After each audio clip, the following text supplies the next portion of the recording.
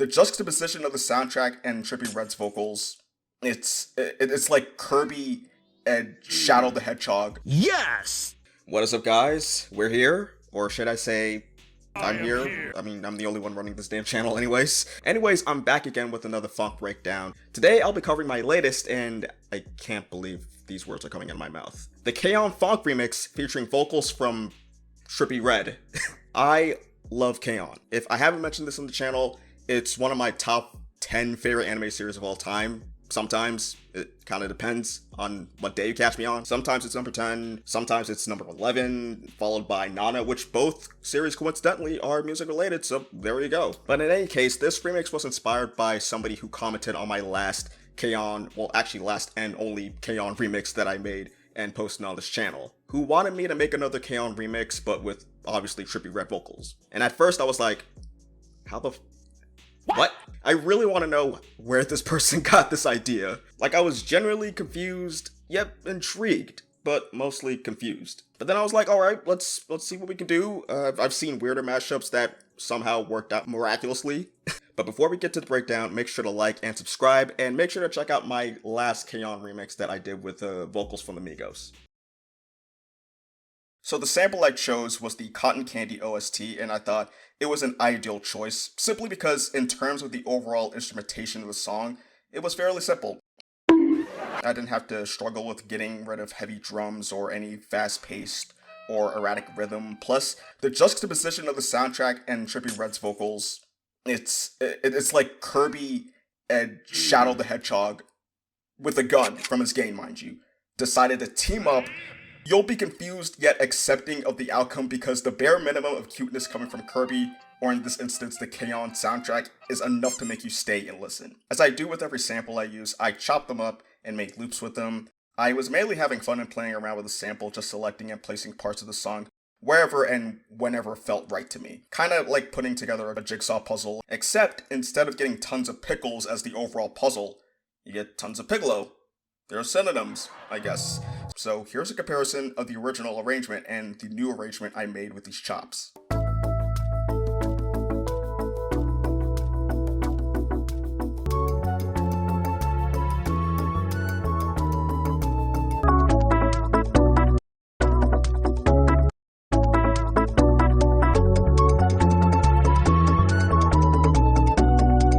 I added the halftime plugin on the samples mixer track only for about the first 30 seconds. I left the halftime mix all the way up at 100% just so the fluty portion of the sample sounds a little more jazzy. I added a parametric EQ2 and as always cut the lows and some highs. I also added 2 fruity limiters, one for kick sidechaining and another for snare sidechaining, so those drums can cut through the mix really hard. The first thing I did was time stretch the sample as twice as fast, and the vocals sounded better played as twice the speed. I thought it was boring to have it played at the original speed. That really motivated me to keep making this beat because I was actually this close to giving up just because the vocals at their original speed was just trash and boring. On the mixer track, I added the parametric EQ2 to remove some of the lows and highs and remove some of the mids so it wouldn't get in the way of the mids of the samples. And while at the same time I raised the high of the mids a bit for the vocals, you know, just so it would cut through enough just so you can like barely hear it. Hear it? What? Did I say hear like from Yu Yu Hakusho? Okay, alright. Just so you can barely hear it like with most funk vocals, because honestly who gives a shit about the lyrics anyways. I also turned down the stereo separation to 100% or merge just so any of the panned ad-libs or whatever from the vocals didn't get in the way of the sample. And I also added a little bit of the fruity delay 3 and a fruity limiter so that way it'll duck whenever the kicks play. Here's the sample I used for the kicks. In the mixer I didn't really do much, just the parametric EQ2 and raising the first band to get a little bit of the sub. And that's just the beauty of using samples in the first place from a drum kit, especially from a professional one, because in this case, I'm using a Jason Rich funk drum kit. You don't really need to do much mixing at all because it's already done for you in the sample itself. Here are some patterns I made with kicks.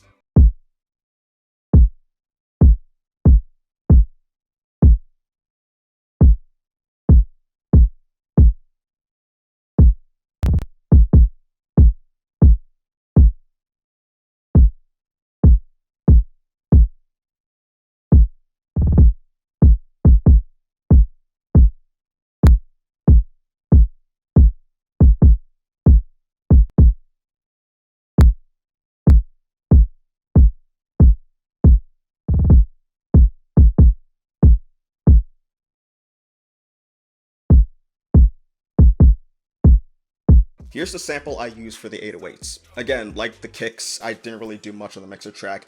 Honestly, I didn't really need to add a parametric EQ too, since again, mixing is pretty much done in the sample itself.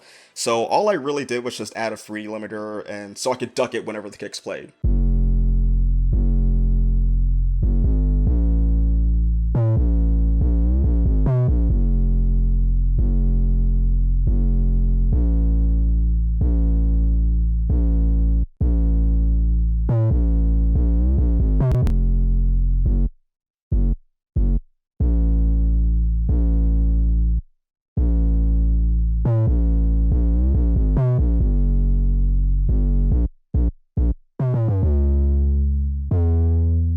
Here are a couple of snare samples that I used. I used this snare sample as the main snare, and I used the thin snare as a counter snare, to complement the main snare.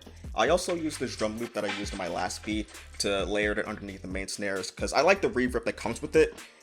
Plus, I don't really have to overload my mixers with a bunch of reverbs and convolvers and, just blow up my computer. So, yay to no blowing up my computer.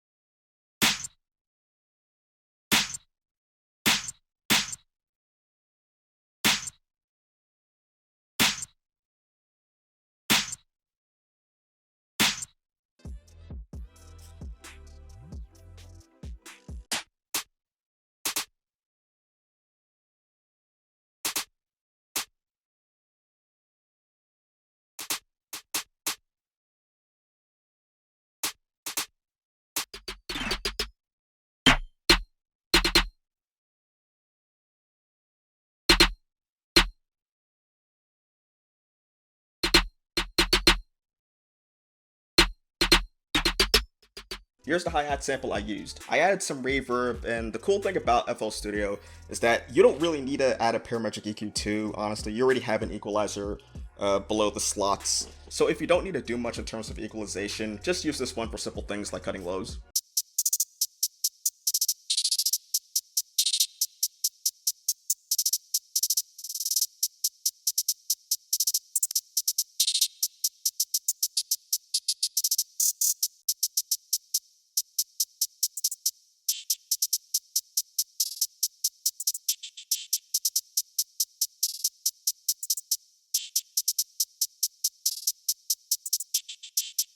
I added some cool transitions and other effects to pretty much transition through different parts of the song, and for breakdowns and for build-ups, and they can definitely make your beats sound less boring, especially if you use them at the right moment. And if it's hard for you to figure out where to put them, just grab a song you enjoy and just see how they utilize the transitions and other sound effects placement-wise.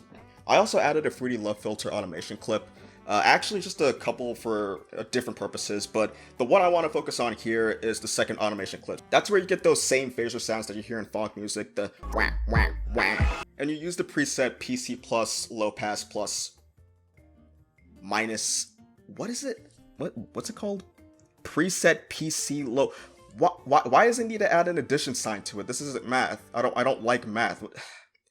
And that's pretty much it for the breakdown. Let me know if you guys have any questions and comments below. I know there's things that I might have missed, or if there's things that you want me to talk about more of. Because I kind of realized that going over stuff like this, like the drums, it's pretty self-explanatory to the point where I don't really need to explain much at all. I basically do the same shit every video. So, ooh, Instagram notification. Hello. But if there's anything you guys want me to go over in detail, let me know in the comments below, and maybe I can make a short, another video, maybe a lengthy one, I don't know, we'll see what happens. And remember to like, subscribe, all that good stuff, and I will see you guys later. And I shall leave you all with a minute of the PHONK remix. Enjoy!